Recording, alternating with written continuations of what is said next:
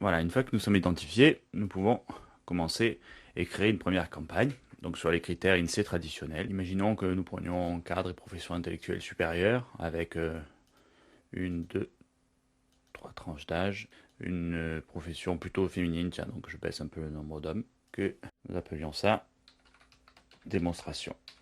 Première chose que fait l'application, ici, elle vous donne un croisement des critères à partir des chiffres donnés par l'INSEE, donc des chiffres nationaux, la dernière base en date mise à jour. Et elle vous estime, par rapport aux critères que vous avez choisis, le croisement, sexe, âge, catégorie socio-professionnelle. Donc ici, en l'occurrence, vous avez une cible qui est composée de 960 000 personnes. Seconde étape, l'annonceur choisit de définir un support ou d'utiliser des supports qui sont déjà dans la liste proposée. Pour l'exemple, nous allons créer 3 supports avec les données qui auront été fournies soit par la régie, soit par des études d'audience, soit qui auront été supposées et modélisées par le client lui-même. Le premier que nous allons appeler magazine, et nous l'associons à la campagne nommée démonstration. Première option, je n'ai pas encore ce magazine dans la liste des partenaires. À ce moment-là, je prends les données fournies par les commerciaux. Deuxième option, le magazine a déjà rentré sa fiche partenaire dans le logiciel et à ce moment-là, je n'ai qu'à le présélectionner. Donc là, ça fait partie des modules qui ne sont pas encore développés. Prenons une audience ici de 300 000 personnes. L'affinité, autrement dit, le pourcentage des lecteurs qui font partie de notre cible, soit elle a été calculée grâce aux données saisies par le support à l'intérieur de la fiche que nous lui avons proposée, soit le commercial va vous donner l'affinité par rapport à sa cible, ou la régie va vous donner l'affinité par rapport à sa cible. On va partir ici sur des tarifs négociés, parce que comme vous le savez aujourd'hui, l'écart peut être considérable. Le taux de négo est entre 45 et 65% selon les espaces publicitaires. Ici, prenons 25 000. La répétition vous donne le potentiel de fois où la cible va être au contact de votre annonce publicitaire. Si nous n'avons pas de données fournies par le support lui-même qui soient crédibles, on peut prendre les données moyennes. Sur un hebdomadaire standard, on va partir sur une répétition de 4. Et enfin, un indicateur un peu plus particulier qui va être relatif à la qualité du support. Donc nous allons faire ça pour 2 autres supports. À ce stade, l'annonceur peut déjà obtenir un plan média avec les critères traditionnels, coût pour 1000 utile, GRP, coût du GRP, ainsi de suite.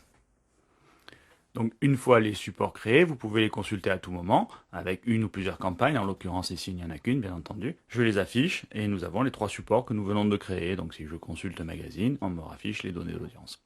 Vous pouvez remarquer ici que nous n'avons pas encore rentré des KPI sur les résultats puisque nous sommes avant la première utilisation. Une première étape pourrait être de valoriser sur les critères traditionnels une campagne. Donc ici, on va sélectionner nos 3 supports et imaginer que sur la campagne choisie, avec la cible que nous avons définie précédemment et qui va s'appeler démonstration, nous aurions une pénétration de 60%, un coût du GRP de 443 €, ainsi de suite, un budget pour ces PMU, une couverture de la cible de 61%, un équilibre cette dépense qui n'est pas encore saisi puisque nous n'avons pas encore rentré les KPI. Nous avons également une comparaison des supports sur l'audience utile. Donc le dispositif radio nous permet de toucher 220 000 personnes, le magazine 210 000 et l'offre display 160 000. Une fois le support utilisé sur une cible donnée, l'annonceur va pouvoir entrer des indicateurs de performance qu'il aura lui-même constatés. Pour l'exemple, nous avons mis le chiffre d'affaires qu'il peut lier à une insertion dans ce support ou dans un ensemble de supports, ou tout simplement le trafic de clients qu'il a pu observer en magasin ou sur son site ou ce qu'il veut. Imaginons maintenant que, après la première utilisation, nous ayons des indicateurs de résultats. Cette fois-ci, nous allons saisir des KPI. Toujours pareil, nous affichons les supports de la campagne, et sur le dispositif radio, c'est le premier qui se présente, nous allons rentrer les estimations quand nous avons utilisé ce support, seul ou combiné. Donc on va imaginer que la campagne radio, sur le dispositif, nous ait ramené un flux de visiteurs, alors soit physique, soit virtuel, 200, et que le chiffre d'affaires généré, une estimation est à 5000. On va le faire sur les autres supports. Quand l'annonceur aura défini sa propre liste de supports et y aura inséré les premiers résultats constatés, il pourra utiliser le modèle en prévision en ayant non seulement les indicateurs traditionnels du media planning, GRP, coût du GRP, coût de la campagne, etc., pénétration de la cible, mais également en ayant une prévision des flux supplémentaires qui vont être générés par la combinaison de supports qu'il aura choisi, que ce soit en termes de chiffre d'affaires ou en termes de trafic client. Donc nous avons mis à jour notre base. Et c'est là que commence la partie la plus intéressante de l'application, si maintenant nous valorisons une campagne, avec nos 3 dispositifs, eh bien, nous avons les recettes ramenées au point de GRP, nous avons un équilibre recettes-dépenses fondé sur ces indicateurs que nous avons calculés. Toujours pareil, ici, l'audience utile exprimée pour chacun des supports utilisés dans les campagnes.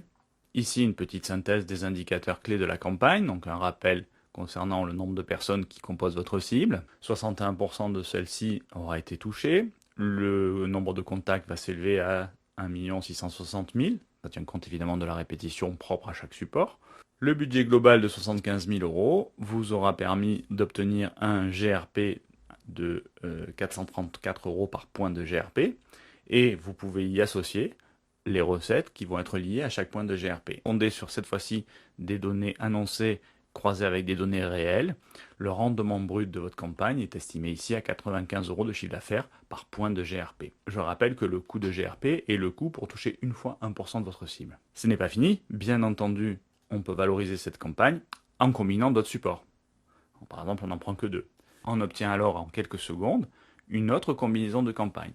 Je vous laisse imaginer les possibilités lorsque une base de support est à votre disposition ou lorsque vous avez effectué plusieurs campagnes et que vous avez plusieurs indications sur les supports.